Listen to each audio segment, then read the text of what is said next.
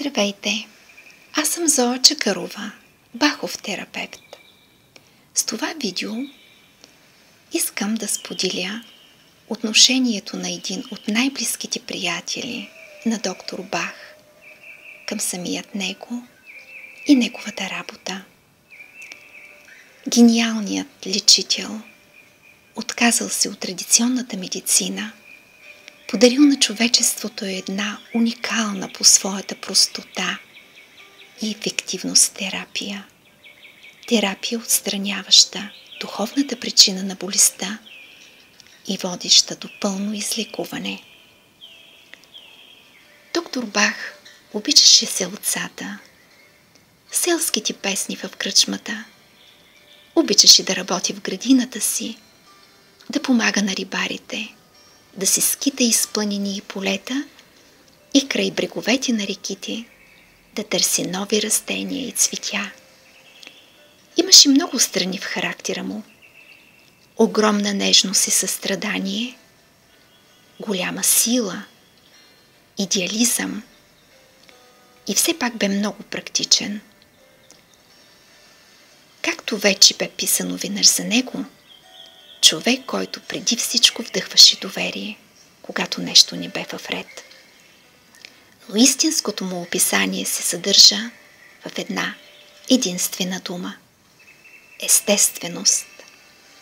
При всички случаи и независимо къде и с кого, той бе винаги напълно естествен. Той съвсем не мислеше за мнението на другите за него, защото винаги пред очите си държеше един велик пример, този на неговият учител Исус Христос, който съчетаваше в себе си всички качества – мъжественост и нежност и сила да установява истината. Доктор Бах живееше живота си естествено, без престореност и фалшивост, верен на собствената си природа и със своя пример насърчаваше всички, които го познаваха, да признаят величието и красотата, които лежат вътре в самите тях. Тези от нас, които имахме привилегията да бъдем в близък допир с доктор Едуард Бах през последните години на живота му, никога не можем да бъдем достатъчно благодарни за това преживяване. При лечебната работа, която той ни даде и която ние продължаваме в негово име, ние с благодарност признаваме неговото вдъхновение и неговата помощ. Главното е щастието. Той така добре знаеше, че щастието въздига и отваря пътя към здравето, така както нещастието във всички свои форми павира пътя на болестите. Великите разрушители на щастието са различните състояния на ума, като страх, тревога, депресия, нетърпение, раздразнителност, скръб и така нататък. Но той не се задоволяваше само да посочи тези неща. Той знаеше безполезността да се старае само чрез думи да примахне страха на някой обзет от паника пациент, или колко е безполезно да каже на някой пациент, обхванат от мрачност, да бъде щастлив. Повечето от нас знаем колко е трудно да си оттърсим от тези зли настроения.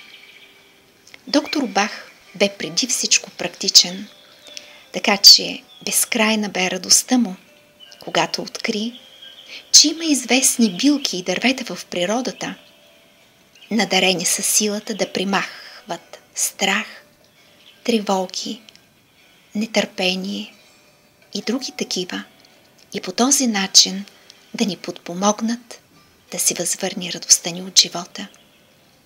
И с възвръщане на щастието се връща и доброто здраве, защото тази промяна в състоянието на ума на един пациент винаги предшества промяната във физическото му тяло и болестта няма значение каква е тя, просто отпада. Почти винаги всеки пациент, след като е взимал билките, казва: така се чувствам добре вътрешно. И тогава ние знаем, че скоро пациентът ще бъде и физически по-добре. Тази система на билково ликуване, дадена ни от доктор Бах, е едно възвръщане към истинското ликуване, защото не само се облегчава физическото състояние, но това, което е от по-голяма важност, излекуване е умът и цялото същество е въздигнато и щастливо. Бъдете щастливи, приятели! Бъдете щастливи!